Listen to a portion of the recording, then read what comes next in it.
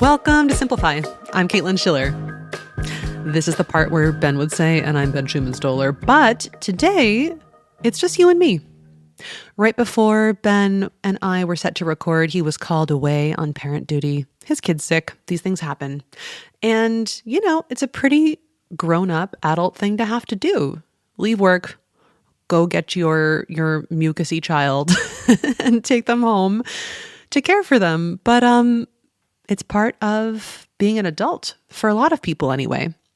And that, dear listeners, that's my segue into what we're going to talk about today, which is the idea of being a grown-up. Today, you're going to hear about what it means to be an adult. Like, what does that actually mean beyond, paying taxes and making your own doctor's appointments and, I don't know, all the trappings that come with adulthood, property ownership. I could go on, but I won't. You get the picture. What is the ephemeral, personal evolution kind of stuff that makes a person an adult, no matter if they're 21 or 65? Well, there is somebody who has some ideas about that. Her name is Julie Lythcott-Haims. She's a former dean of freshmen and undergrad advising at Stanford and a best-selling author. I spoke to her a couple of months ago, actually, about her book called Your Turn. And I loved this conversation. It was so warm and real and gentle. And I think about it a lot, actually. So Julie wrote this book because we're out here wondering, what does it mean to be an adult? And how do we know we're doing a good job? How do we know if we're doing a bad job, right? And what should we set our sights on to be doing better? Because while there used to be a checklist for what it meant to be an adult, graduate, go to college, get married, have kids, today, in the year 2023, being an adult is about something else now. And in this interview, we explore exactly what that something else is. So this is the part where Ben usually says, all right, Caitlin, what should people listen for? And I'll just go ahead and say that you should listen for some really good questions that you can ask yourself in this interview. I think that my favorite one is, who am I becoming? Which I think is such a cool reflection question. It implies, maybe how you've been, quote, being an adult up until now, and that it's appropriate to set goals to be something different, something a little better, something a little to the left or the right, or up or down from where you've been. All right, before we get into the interview, one more thing. We have a survey. We have a Simplify listener survey. We have been making this show pretty much the same way since 2017. And while I love doing it this way, we would love to know what you want from Simplify. What would you like more of? What would you like less of? How can we make this podcast the absolute most helpful for you that it can be? Which authors do you want to hear from? What topics should we cover? You can let me and Ben and Audie know. You just have to go to the link that's in the show notes and fill out the survey. And it's a quick survey. It says it'll take you 6 minutes. That is an absolute technological lie. If it takes you more than 3 minutes, I would be shocked. It'll help us a lot. It's not a lot of time. So please go fill out the survey. Now, without any further ado, here is Julie Lythcott-Haims talking about her book, Your Turn. Hi, Julie. Thanks so much for taking the time today. I'd just like to ask you to introduce yourself the way that you like to be introduced. Well, Caitlin, it's an honor to be on Simplify. Thank you so much for having me. The way I like to introduce myself is I'm a human who roots for humans. And my work is all in furtherance of trying to help us thrive. I work at really the one-on-one human level. I am more interested in holding somebody's hand than in being a part of a solution that helps a million. I mean, I'd love to help a million, but I think my talent or my work, my ability lies at the level of the individual. Oh, I love that. A human who roots for humans. It makes me think of, and what you just said about holding one person's hand, it makes me think of the Ram Dass quote that you have at the end of the book, which I love so much. It's something to the effect of, we're all just here to walk each other home. Correct. Absolutely. And I get more and more clear on that every day. I'm 53 years old, and that truth is just in the air all around me now. I see it everywhere. And I just think it's the most beautiful quote. This wasn't at all planned, and I didn't think that we'd start by talking about this quote, but what does it mean to do that to you? Well, so the quote is, we're all just walking each other home, by Ram Dass, as you've said. And, you walk someone home to be kind. You walk with them to ensure their safety. There's a sense of, I care about you. I'm going to look after you. But the notion that we're all walking each other home is implicitly about reciprocity. So I walk you home and you walk me home. And I said to my husband one day, as I was writing this book and including this quote, I was like, it's such a beautiful quote. Too bad it's not literal, because we can't actually walk each other home. Because if I walk you home, then you're at home. You're not at home when you turn around to walk me home.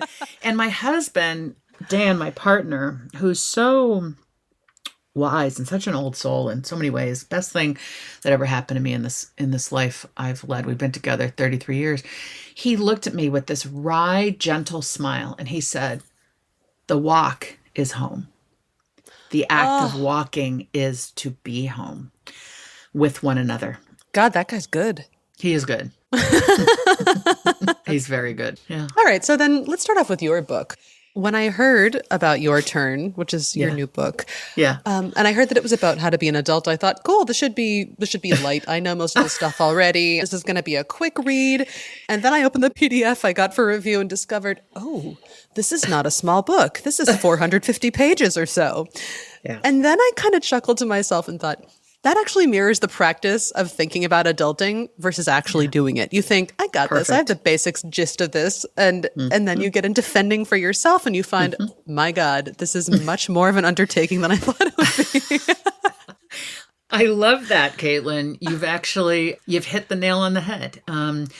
I couldn't TLDR it, right? I couldn't write a 100-page book on adulting, because adulting is a vast set of decades, we hope, in which we hope we are well and able and living our best life and figuring out what that means, right? So this is not a book of tips.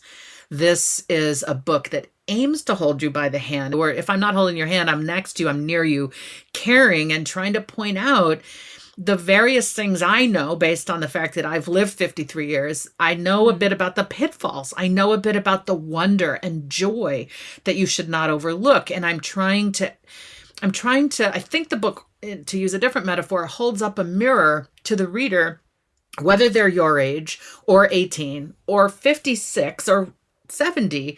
The book is available to the reader as a mirror, and the reader sees themselves in it where they will.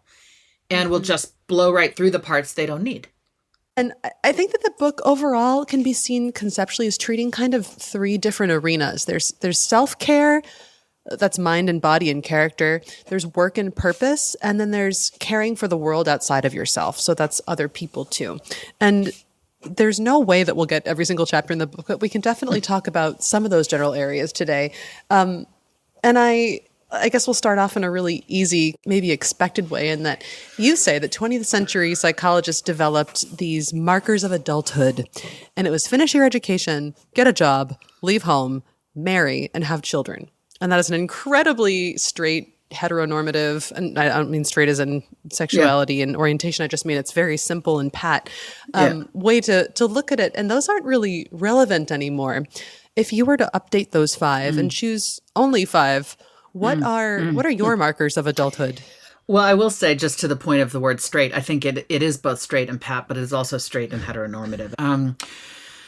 I think my list would be, the only thing that pertains today, in my view, from that list, I can say without hesitating, is get a job. But I would expand it to, you got to support yourself somehow. You've got to know that it's on you to do the necessary things to be able to procure shelter and food and the belongings you feel you need, right? That's the basics of adulting, is it's on you. It's not to say you have to go it alone and that you're a nomad, a hermit, and nobody cares about you, but simply that you wake each day knowing in your spirit, without even having to think about it, like, yeah, I've got to take care of business, my belongings, my body, my bills. But we can do that in a co-op sense. We can barter. We can live in community with people where everybody's contributing something and we all benefit because we participate in the whole. Like, I'm not sitting here sort of upholding capitalism like your worth as a human is a function of the work that you do. I'm not adhering to that mindset at all. So I think get a job, I expand it more broadly to say support yourself somehow. And this is asterisk, assuming you don't have a significant disability of some kind that requires you to be largely cared for by somebody else, which, which happens to people, of course, and that doesn't mean they're any less adult. But assuming you do have the physical and mental cognitive capacity, you ought to be supporting yourself or, figuring that out. Beyond that, there's tremendous choice.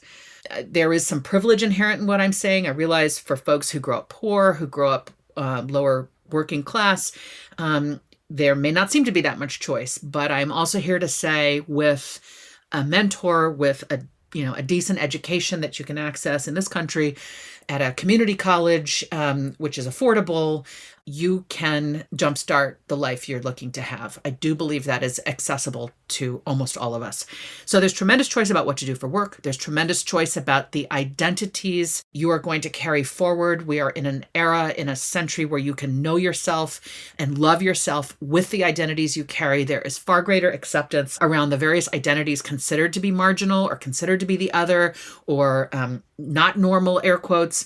We are in the process of validating the normality of us all around our sexual orientation, around our gender, around our race, around our mental health status.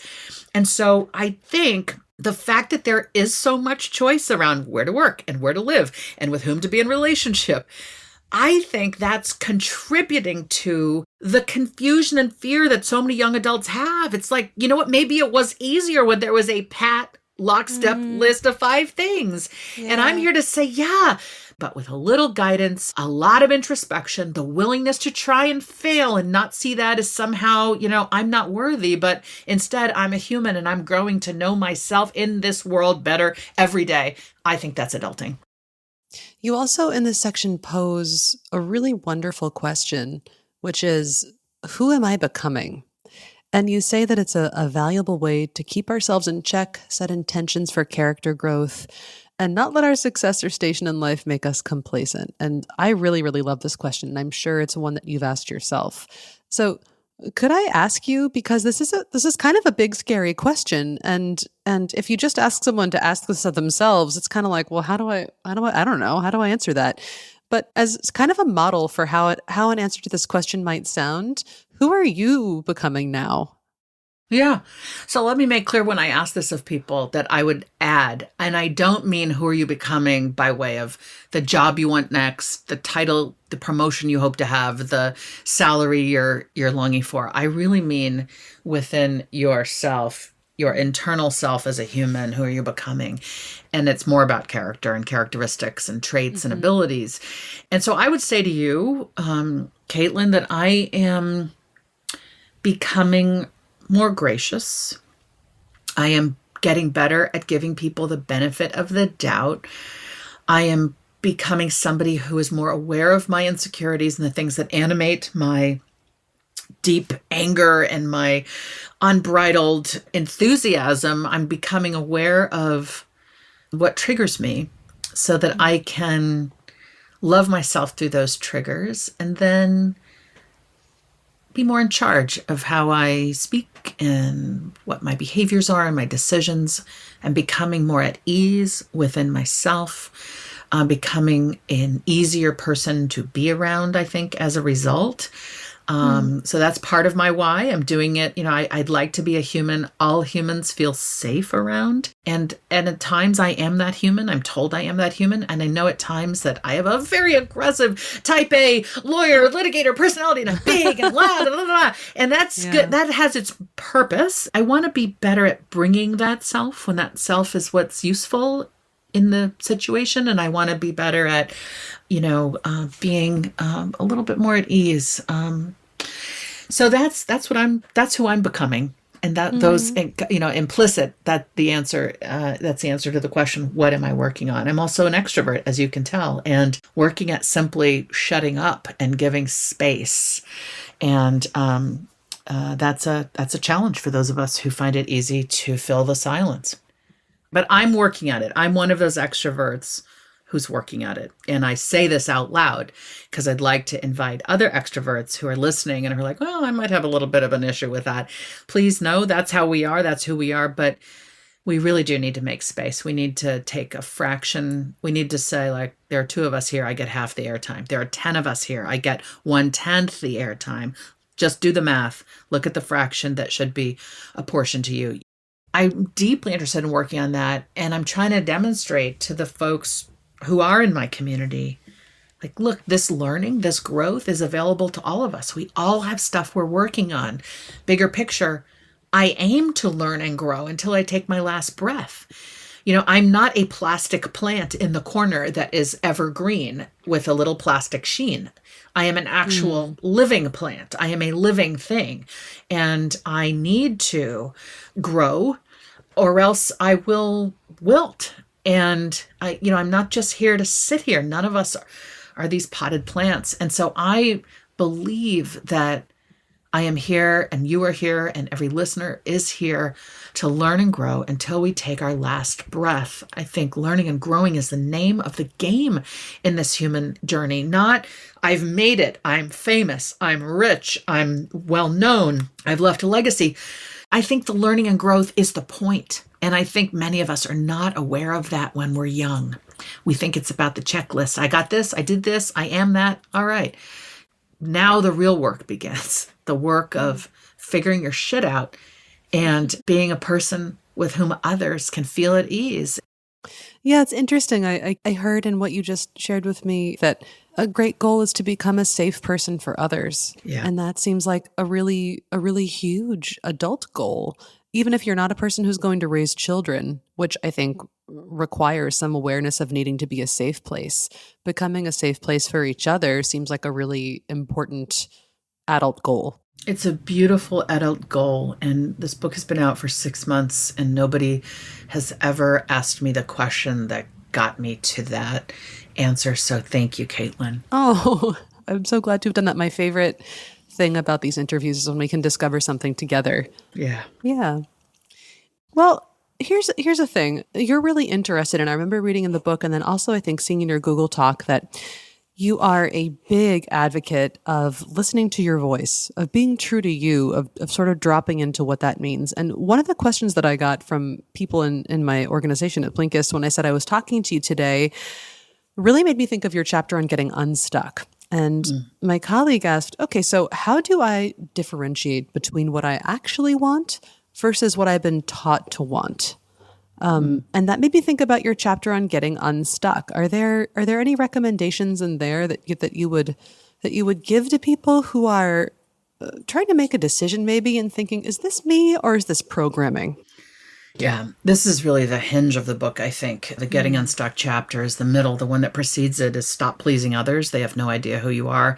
So these chapters really go together.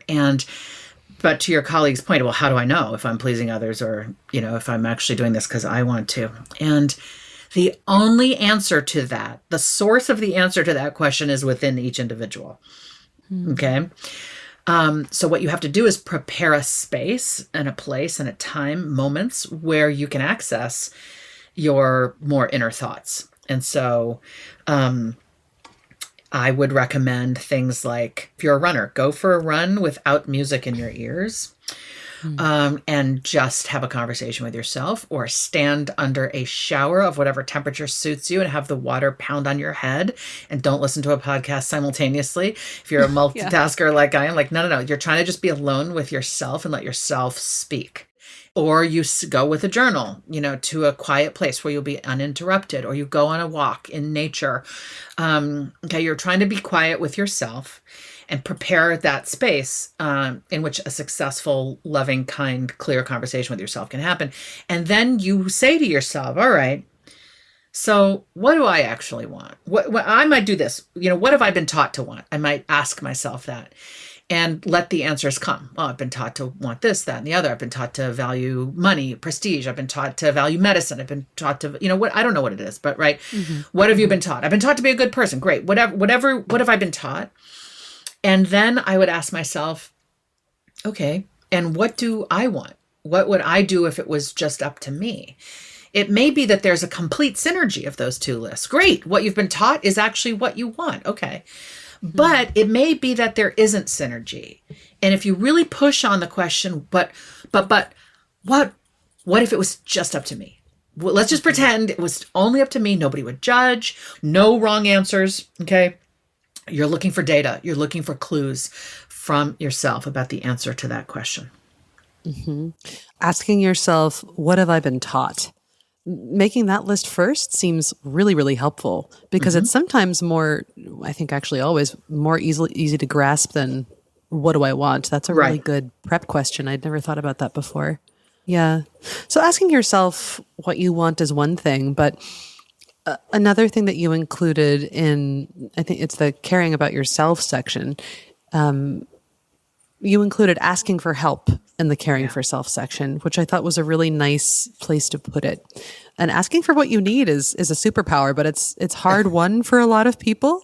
Yeah. I'm definitely still learning this one. I've gotten better at it over the years, but it's still a struggle. And you say in the book, and this is heartening to me too, that you're just getting better at it in your 40s and 50s. And Yeah. how have you done that? How has life given you opportunities to get better at it? Therapy. Uh-huh. Therapy. Bless therapy. Therapy. Bless therapy. I think it is the growth industry of the 21st century, or should Seriously. be. Yeah. Let's just say that and validate all the people who do the work of listening to others and being there to care and elicit from them what they need to hear. Okay. So, boy, my mother would hate to hear this. Thank goodness she doesn't listen to podcasts. But she did read it in my book. I was raised by a stiff upper lip British mother and a very, very absent because he worked a lot, but loving father, but wasn't around very much. My feelings were not really acceptable. I was sort of told to just, like keep calm and carry on kind of thing. And I have unpacked that as an adult. I wasn't that aware of it all.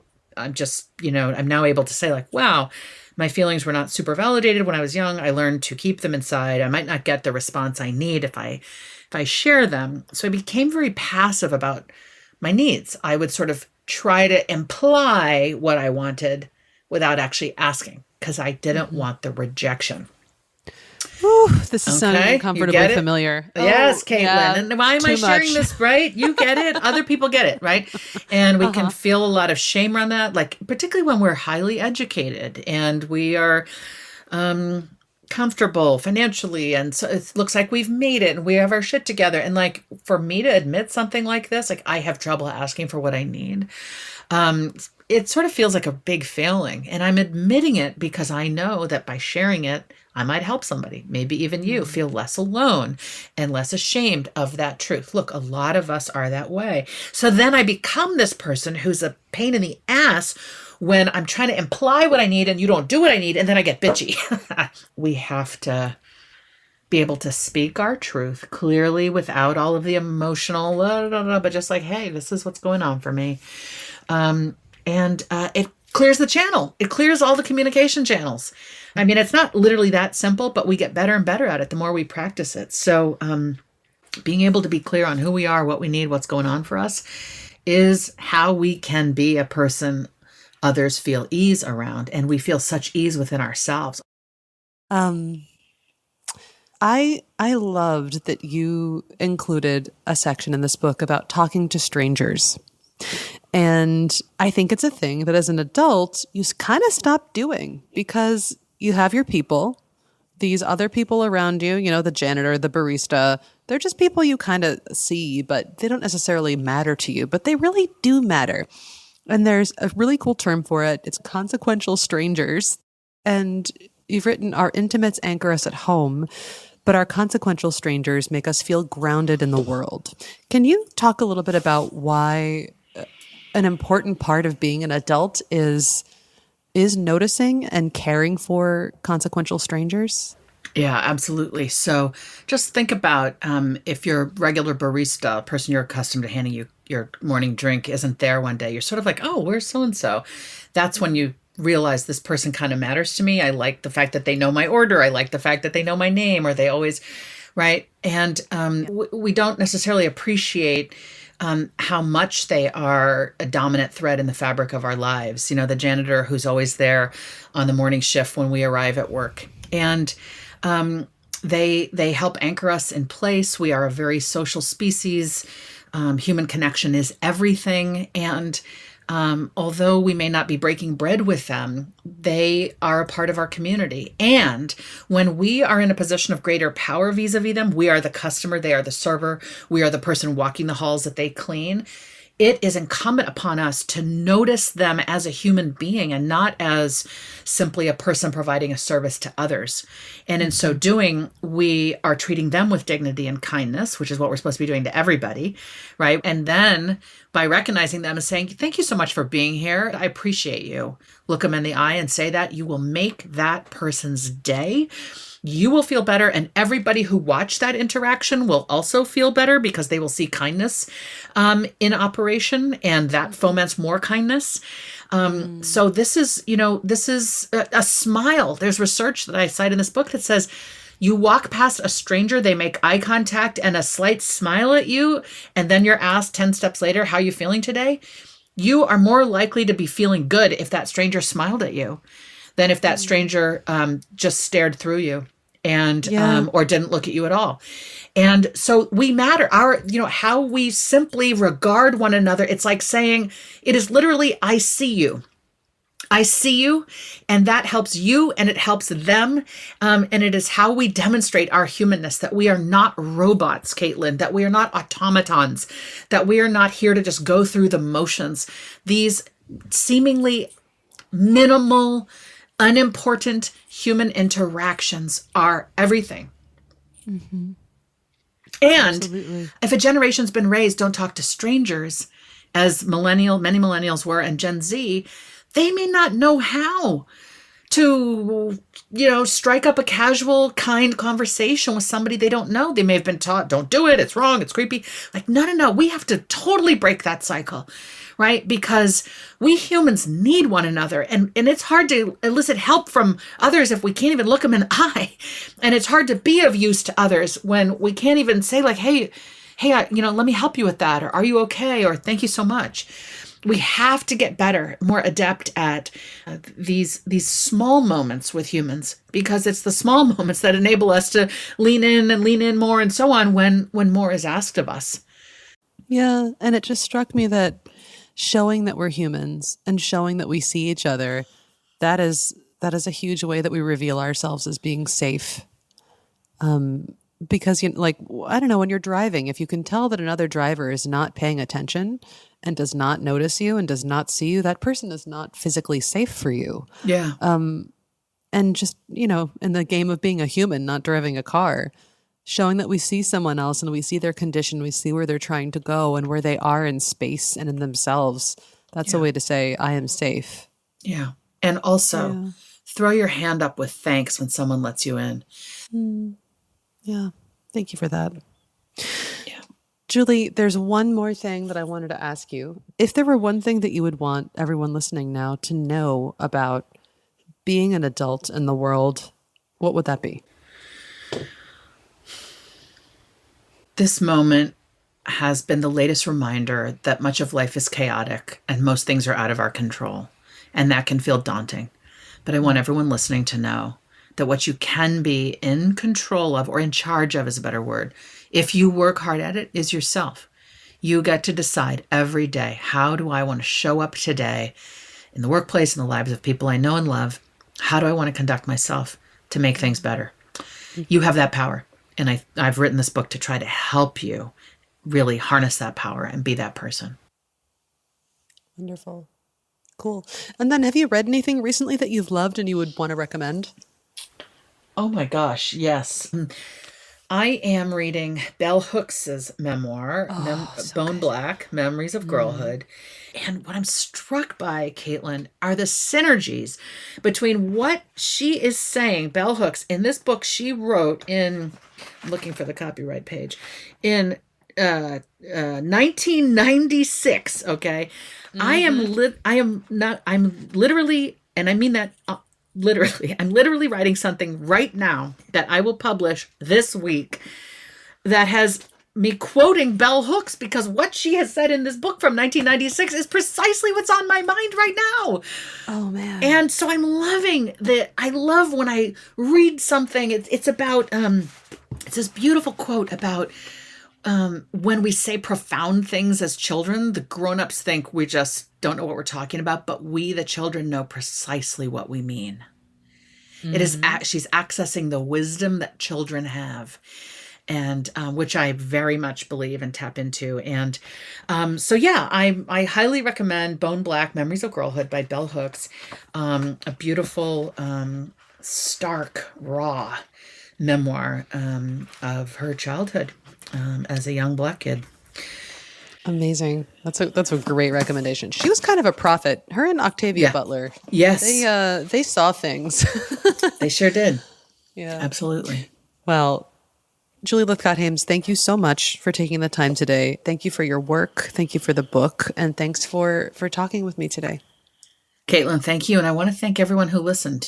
Whomever is still here now chose to spend a good amount of their day with us. And I am grateful for that, and hope that you heard what you needed to hear, and that anything that came up for you as I was speaking, as Caitlin was speaking, notice that. Whatever stirred within you as we spoke, that's a clue from you about something you might want to pay more attention to.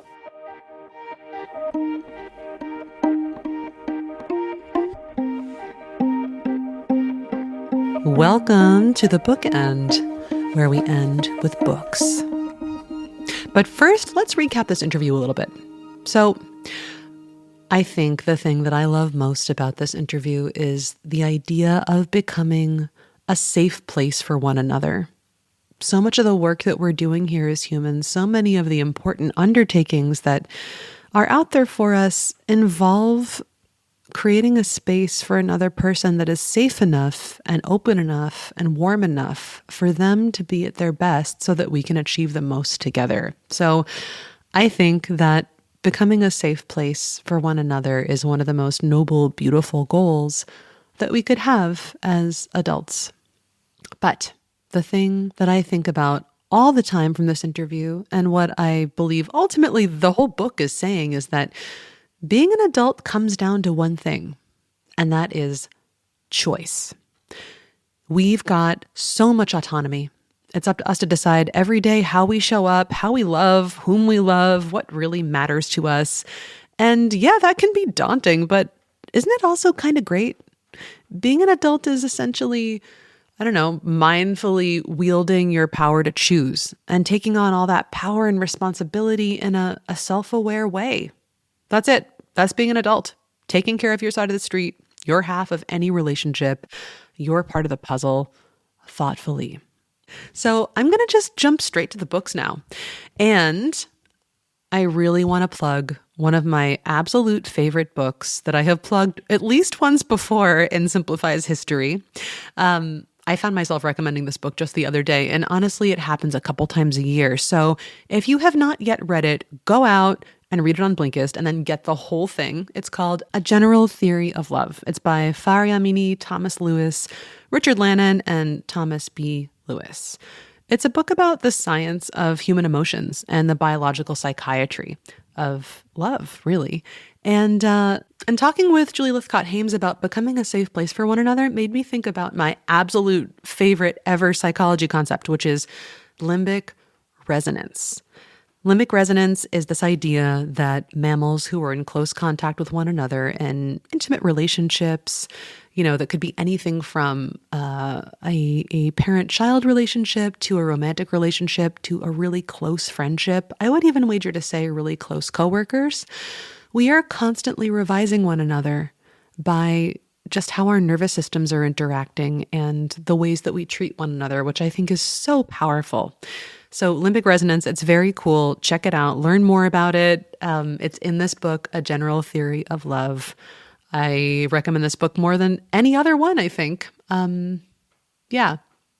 So another book that I would recommend, and this is also on the topic of becoming an adult. I think a huge part of being an adult is understanding where you came from.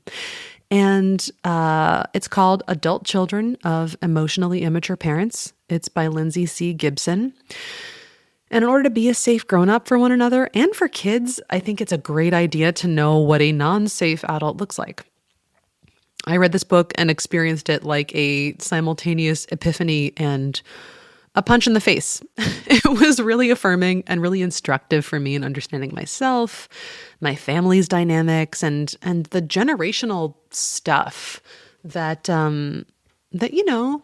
impacts and encumbers us all and makes us who we are. It really helped me understand the kind of person that I do not want to be, so I can better define the kind of person I do want to be when I am pondering that for myself. I cannot recommend it enough, but I will say you got to be ready for it. And you might have to be ready to not be able to speak to your family for a little while after you read it. Yeah, and Ben wanted to recommend a guide, which is a format in Blinkist where experts and authors walk you through books and podcasts and article recommendations and provide tools and reflections so that you can apply whatever you heard. And he very kindly wanted to recommend the guide that I did, which is called Finding and Nurturing Adult Friendships, which I think I'm pretty good at. Feel free, if you are a friend of mine, to write me and let me know if that's not true, but I think it might be. I recommend the rolling friend date. That is my tool in there. It's very simple, but it's a great way to stay in touch with people you love. And Ben wanted me to shout out The Art of Gathering by Priya Parker. She's been trained in conflict resolution and she's a facilitator, but this book, The Art of Gathering, is about how we humans meet each other, how we gather, and what makes a good gathering. There are great little bits in there, like why excluding people is critical when you're having any kind of gathering, from a meeting to a party. It's a bit counterintuitive, but it is really very cool. I also love this book. So you can check out my guide in the Blinkist app, and Priya Parker, The Art of Gathering, also in the Blinkist app. All right, my fellow adults, that's it for today. Ooh, do you hear the rain outside? By the way, we're in my bedroom studio. I'm talking to you from the floor and my closet, like a good podcaster should. Okay. If you hear the raindrops or you heard my cat walk by a few times, I hope that was just a nice, crunchy little tidbit of atmospheric sound. Please don't forget to fill out that survey. It really, really matters to us. It'll help us make this show the best it can be for you. So it will be at the link in the show notes. You can also find it on Blinkist's Instagram, which is just @Blinkist. And that'll take me right into the outro.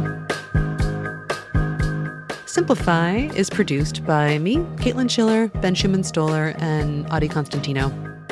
You can find me at Caitlin Schiller on Twitter, @Seashills on Instagram. You can find Ben at @Beasto on Twitter and pretty much everywhere else, I think.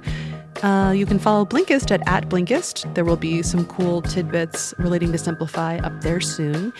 And I guess that is about it. Until next time, this is Caitlin from the bedroom studio, checking out.